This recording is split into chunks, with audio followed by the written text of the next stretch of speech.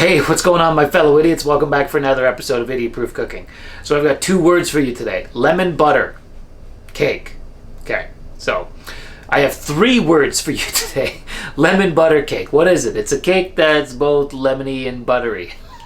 Way to oversell it, I know. But really, it's a simple lemony buttery cake that's got a creamy gooey layer on top.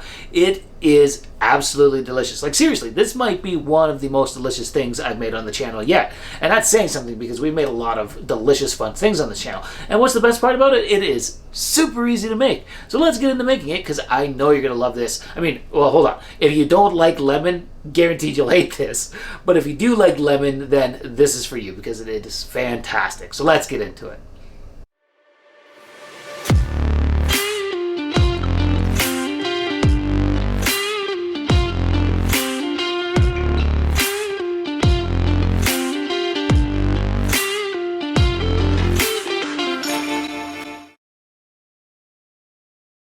Okay, so get yourself out a mixing bowl because we're going to start off by making the lemon cake batter. So into the mixing bowl, add in 1 1/4 cups of all-purpose flour.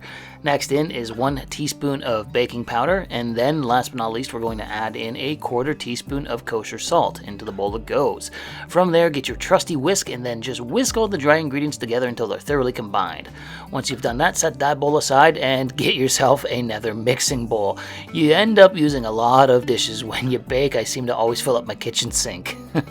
And into this mixing bowl, we're going to add in 3/4 cup of white granulated sugar, and then we're going to crack in 1 large egg. I left it to sit out at room temperature for like 30 minutes or so. Then get out your trusty whisk and whisk the egg and sugar until they're thoroughly combined and it's a nice ribbony pasty mixture, much like this.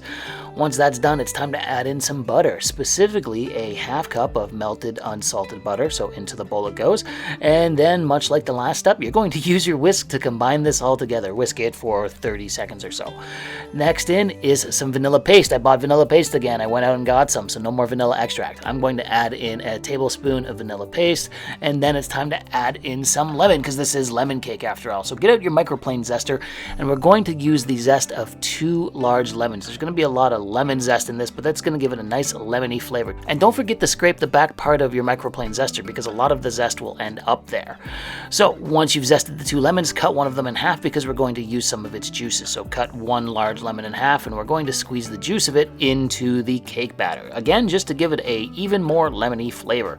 And then, wouldn't you know it, we're going to use that trusty whisk again and whisk everything to combine. Now the next step is fairly easy. Go get your dry ingredients and grab yourself a spatula, and we're just going to spatula all of the wet ingredients into the dry ingredients and then mix them all together until you get a smooth and cohesive cake batter. Once you have mixed it all together, set the bowl aside for a moment and get yourself out a 9-inch springform pan and spray it down with either some cooking spray, or you can just grease it up with some olive oil or even butter, and then we're going to spoon out all of the cake batter into the 9-inch springform pan. Now what you're going to notice is this lemon cake batter is actually a little bit thicker than most cake batters you're used to. It's more like a cookie batter. It's pretty thick, and you know what, you can spread it out with your hands, which is what I'm doing. You want to make sure that the base layer of cake is nice and flat, much like this.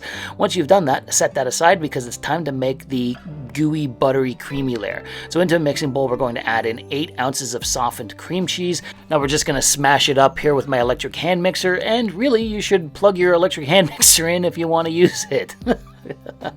Oh boy. Anyways, like I said, smash up the cream cheese until it's nice and smooth. You know, just mix it with your electric hand mixer for 20-30 seconds. And then we're going to add in some powdered sugar, specifically 3 cups of powdered sugar, but I'm going to do it in 2 intervals. So I'm going to first add in half of the powdered sugar, mix it all together with the cream cheese just for 30-45 seconds until it's thoroughly combined. And then I'm going to add in the second half, so 1.5 cups mixed, then another 1.5 cups of powdered sugar. And again, just mix until everything is thoroughly combined. Just cleaning off my work surface here because I spilled a little bit of the powdered sugar. And then to make this layer of the cake nice and lemony, we're going to zest 1 more lemon. So grab your microplane zester one more time and zest a large lemon into the cream cheese mixture. Again, don't forget to scrape down your microplane zester. As you can see, all of the zest pretty much ended up there, so you want to make sure it gets in. And then we're going to use 1 egg, again 30-40 minutes out at room temperature. Crack the egg in and then just use your electric hand mixer and mix this this all together until it's thoroughly combined. It's almost like a cheesecake layer when you think about it, only, you know, like with the lemon in it.